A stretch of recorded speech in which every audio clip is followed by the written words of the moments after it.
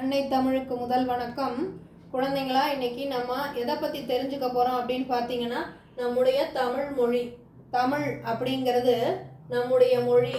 அந்த மொழியில் உள்ள ழகரம், தமிழ் அப்படிங்கிறதுல உள்ள ழா, அதுதான் நம்முடைய தமிழ் மொழியின் சிறப்பு. அந்த ழகரமே தமிழுக்கு தனிச்சிறப்பு. இது எந்த வேற மொழிகள் எதற்குமே இந்த சிறப்பு கிடையாது. இப்போ இந்த தமிழ் மொழியில் உள்ள எழுத்துக்களை பற்றி பார்க்கலாம். எழுத்துக்கள் என்னென்ன அப்படின்னு பார்த்தீங்கன்னா, உயிரெழுத்துக்கள், மெய்யெழுத்துக்கள், உயிர்மெய் எழுத்துக்கள், ஆயுத எழுத்துக்கள். இதுதான் தமிழ் மொழியினுடைய எழுத்துக்கள். இதில் உயிரெழுத்துக்கள் எத்தனை அப்படின்னு பார்த்தீங்கன்னா 12. ஆ முதல் அவ் முடிய.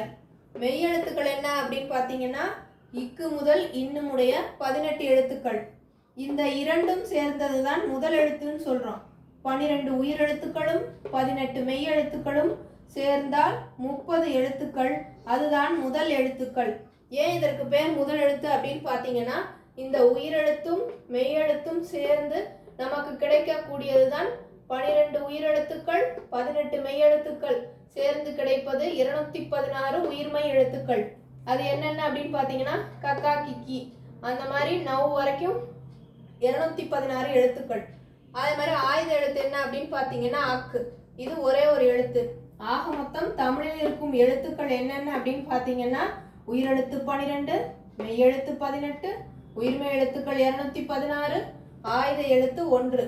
எல்லாத்தையும் சேர்த்தா 247 எழுத்துக்கள். தமிழ் எழுத்துக்கள் மொத்தம் 247. நன்றி.